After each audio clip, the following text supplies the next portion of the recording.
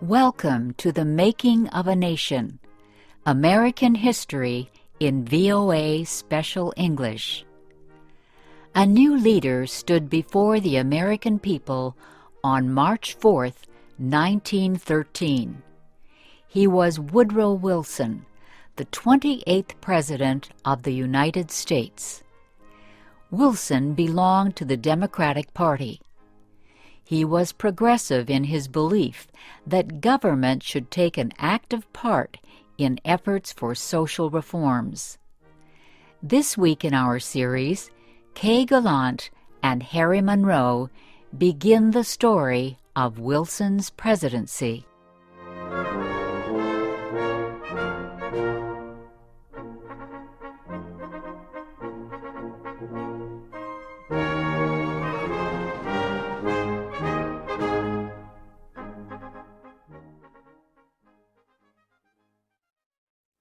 Woodrow Wilson had spent most of his life at Princeton University.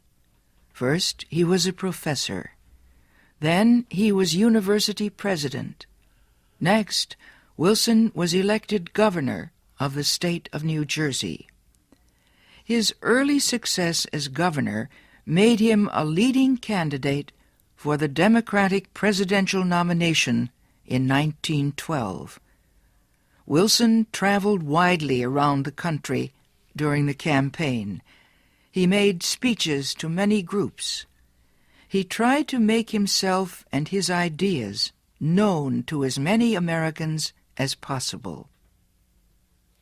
Wilson called his program the New Freedom. One of his campaign promises was to fight for better conditions for America's small business owners. Such proposals helped him win the Democratic nomination for president. Then he defeated President William Howard Taft and former President Theodore Roosevelt in the election. Woodrow Wilson, the former president of a university, had become the president of a nation. The largest crowd in Washington, D.C.'s history welcomed Wilson outside the Capitol building on the day of his inauguration. He called on the American people to join him in making the country a better place. "Our duty," Wilson said, "is to correct the evil without hurting the good. I call all honest men, all patriotic, all forward-looking men to my side."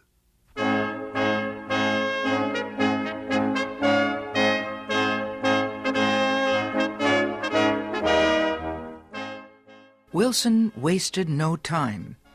He immediately called a special session of Congress to act on Democratic campaign promises to reduce import taxes or tariffs. Wilson felt strongly about the need to reform these taxes. He broke tradition by leaving the White House to appear before Congress in person to appeal for his tariff proposals. Many members of Congress opposed Wilson's plans, but the new president used the results of a Senate investigation to win the fight. The investigation showed that a number of senators owned companies that depended on high tariffs for their profits. The votes of these senators were influenced by their property holdings. Public knowledge of the situation forced many of them to give up their holdings and stop resisting tariff reform. Congress finally approved Wilson's proposals. Lower tariffs reduced the amount of money taken in by the federal government. So the Senate also approved a tax on income or earnings. A constitutional amendment had been passed earlier to permit such a tax. President Wilson and the Democratic Party were pleased with the new tariff and income tax bills. But they were far from finished. Next, they turned their efforts to reform of the banking industry. For several years, many people had recognized the need for changes in the banking system. The old system of uncontrolled private banks had developed years earlier, before the United States became a major industrial nation. Many people agreed that a more modern system was needed, but they could not agree on details. President Wilson said control of the nation's wealth was held by too few men. He noted a report that said just 2 men controlled 10% of the total wealth of the United States. Wilson said the nation needed a money supply that could be increased or reduced when necessary to correct economic conditions. He said a method was needed to let banks help each other during economic emergencies. And, he said, laws were needed to prevent a few wealthy men from using the economic resources of the country for their own purposes. Finally, Wilson said the control of this system of banking must be public, not private. It must belong to the government itself. Wilson called his proposal for a central bank the Federal Reserve System.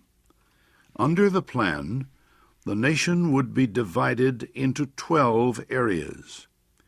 Each area would have its own Federal Reserve Bank. These area banks would not do business with the public. They would serve only as bankers' banks, and they would issue a new form of money supported by the federal government. Most important, the leaders of the new system would be chosen by the government, not by private business.